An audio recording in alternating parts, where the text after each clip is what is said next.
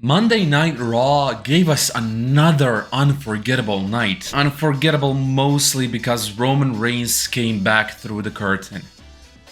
Again, truly the most unpredictable WWE storyline of all time. Roman Reigns gets injured, goes missing for 4 weeks, then comes back. Who would have thought? But jokes aside, this Raw actually did have some really good segments, and there were some other big angles worth talking about, so join us on the journey. Also, if you're new to this channel, please make sure to leave a like, subscribe, comment. Doing any or all of those would really help me achieve my dream. Thank you. The opening segment would have not the division in it. It would have Rhea Ripley coming out and calling out the Kabuki Warriors, Asuka and Kairi Sane. And one funny thing I found out about this is the crowd were chanting Kairi's name, which I really love. I love Kairi. And seeing her being the middle child in all of this and just kind of trying to piece everything together. Hey, we're friends, we're family, come on, come on. I truly hope she turns out to be the main character of this storyline. I know it's improbable, but I really hope she does because she's the one getting the most reaction somehow right now. So yeah, I'm not sure about that. IYO would then come out and she would tell Rhea that despite everything that happened last week, Asuka and Kairi are still her family and that she can't go back on them that easily. Asuka and Kairi would then be on the big screen, telling IYO to make her choice. She doesn't have long, but she needs to make a decision. IYO would start leaving and then Asuka and Kairi would come out of nowhere and attack Rhea. IYO would come back in, they would attack IYO as well, IYO would have mist spread in her face, and that's how we would end the segment. Our first match of the night was Rusev versus Dominic Mysterio for the IC Championship. And I love this match. Going into the match, JD McDonough and Finn Balor would come out with Dominic Mysterio, but they wouldn't stay there. I think because of what Dominic did last week, but in one of the ad segments where they were being interviewed, they said that Dom asked for it, and that's the only reason that they stand with him, so I'm not sure what's going on here. Am I missing something maybe? Maybe Finn is just trying to play dumb and trying to act all friendly, I'm not sure. But whatever it is, I really hope they break up soon. This isn't long-term storytelling, this is just dragging a narrative for the sake of dragging a narrative. Maybe they're waiting for like a WrestleMania to do that, the same way they did with Rhea and Damian, but I'm not really sure on that. I'm not sure this would be such a big thing. Maybe if one of them goes for the World Championship picture, they could have also done it on the last WrestleMania with Finn and Dominic being in the IC match, but I'm not sure, I'm not really sure. However, this match was amazing. The match was so good. I love watching Dominic in the ring. There was this one spot, the Eddie Guerrero spot, where Dom would hit Rusev with the title, it wouldn't work, and then Dom would toss the title into Rusev's hands, but the referee would see it and he would tell Dom, get your ass up, you ain't fooling me, who you think you are, you ain't fooling me. So the ref would go back and take the title to its rightful place, and then Dom would hit a mule kick on Rusev to win the match. A great match, I really love these two working together. I love Rusev, I love Dominic. The serious style of Rusev, especially in ring versus the unserious style of Dominic, I love it so much. LA Knight would then ask Adam Pearce for a title shot, the New Day would interrupt, Kofi would actually make fun of LA Knight for never being a champion, and we would have the match later on. Then we would get this Cody and Seth vignette, which I really love. I love these vignettes, and I liked the Cena and Lesnar one, but this one just feels much better because there seems to be like real animosity here, and not like just hatred animosity, more so like we're friends, but are we? We're friends on differing paths, and we're kind of going away from each other, but I do respect you. Everyone here respects each other. They've had their feuds, they've had their friendships, and now they have this.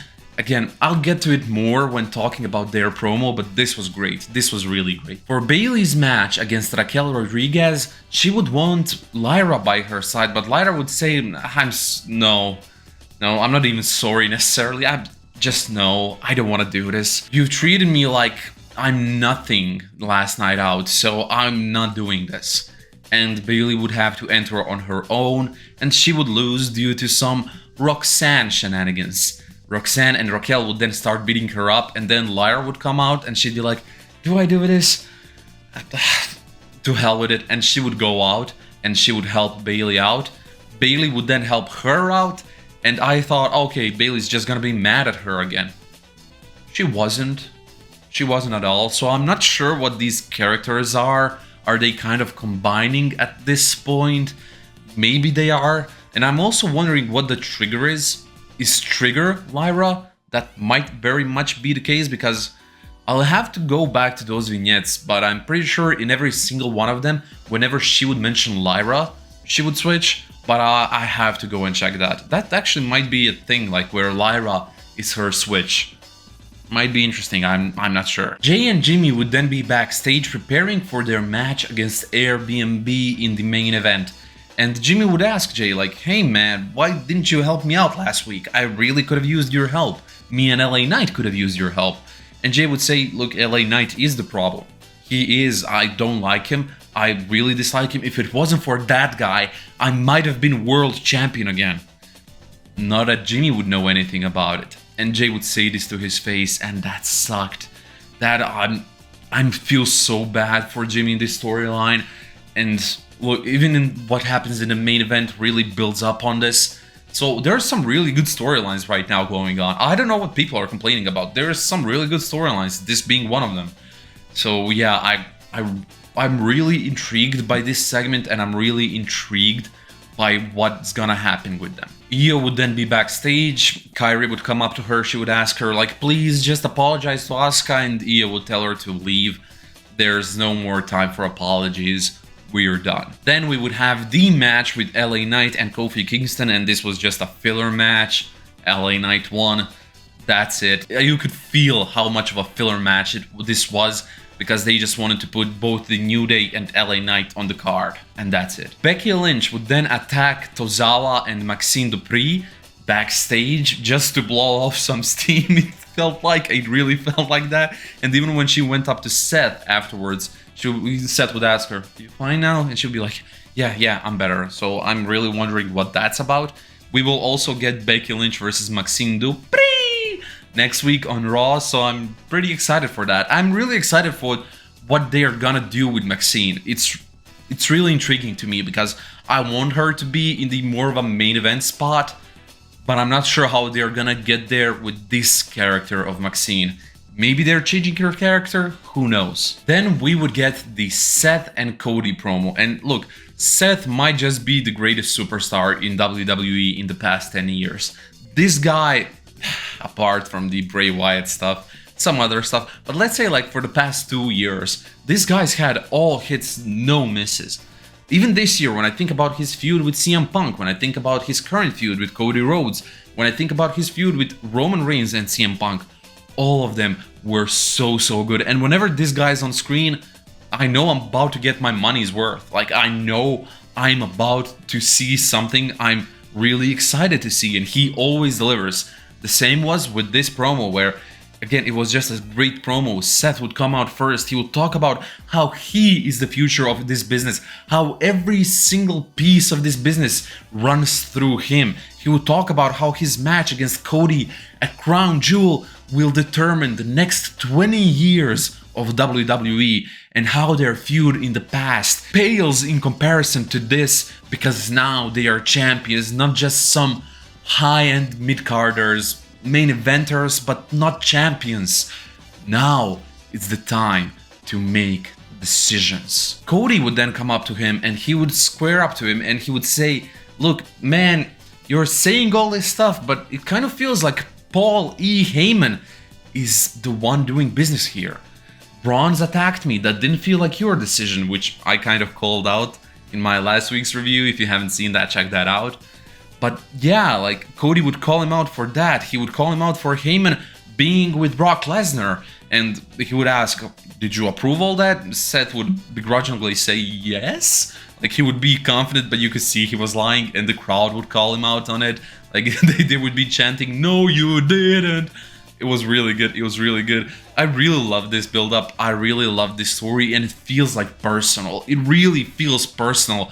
And especially at one point when Cody called Seth friends, like they were friends, Seth would cut him off. He would be like, no, we were never friends. That was just a means to an end. That's it.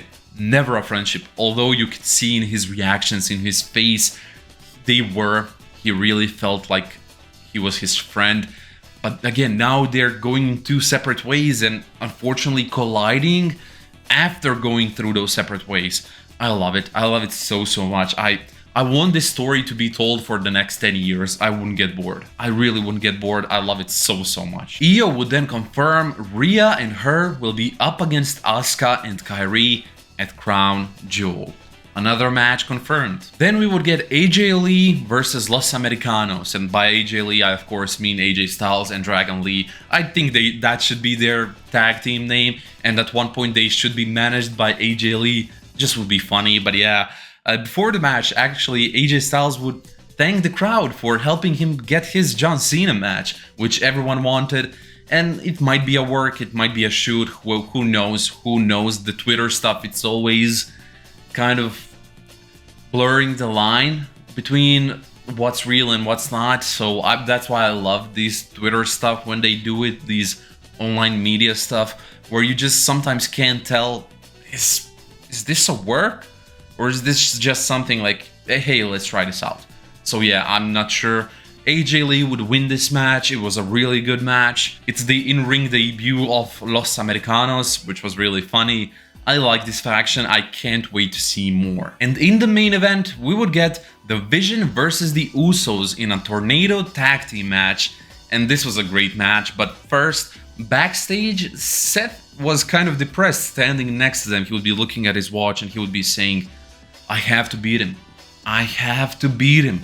And Paul Heyman would be like, yeah, of course, you'll beat him. Don't worry. And Seth would look at him like with this staring look and he would say, no, you don't get it.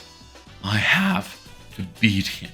I really love this. And I really hope Seth wins. Because actually, I'm not sure. Because Seth winning would kind of end the story there.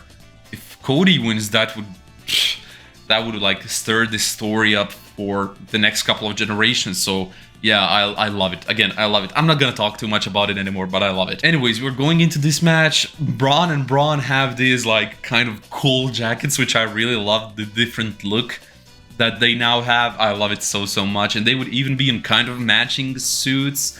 They wouldn't be completely matching, but they would have the same color scheme and everything like that. And the Vision would be laying a beat down onto the Usos. And then we would have the return of Roman Reigns of the OTC. Yeah, 4 weeks he's injured and now he's back. Who would have thought? Ooh, not me. I'm kind of like, I don't even want to call these returns. It's just like, hey, we're writing him off for a little bit, then he'll be back, but it's not necessarily a return because it happens every, again, 4 weeks we get him back. I'm glad we still have him on the screens. I like to joke about it, but I'm just happy we can get him from time to time. And this is actually quite often when you think about the likes of Brock Lesnar and John Cena at one point, how rarely they were in the picture. Like Roman Reigns being this often, I love it. I absolutely love it. Full respect to him. But he would come back, he would beat up the Vision with a steel chair in hand, and Jimmy and Jay would deliver the Uso splash to win the match. Roman then comes in and attacks Braun Breaker yet again, and Jay and Roman would, after all that, stand there together, appreciating each other. Jay's telling him how he listens to him, not trusting anyone. And Jimmy would just be in the background, just looking, kind of like, man, where am I in all of this? Where am I in all of this? I've always felt like the third wheel in this relationship. And I love it. I love it so much. Clearly, they're building up to another brother versus brother match. And I can't wait to see it because the last one was really bad. And I'm not the type of guy who says, oh, the last one was bad, so next one will be bad as well. No, I truly think that this one will be much better. So yeah, I'm loving it so far. I'm liking this slow build-up, which makes sense because they are brothers. They are literal brothers. They're not just gonna split off immediately. So yeah, I like this. I like this so much. But let me know your thoughts down below.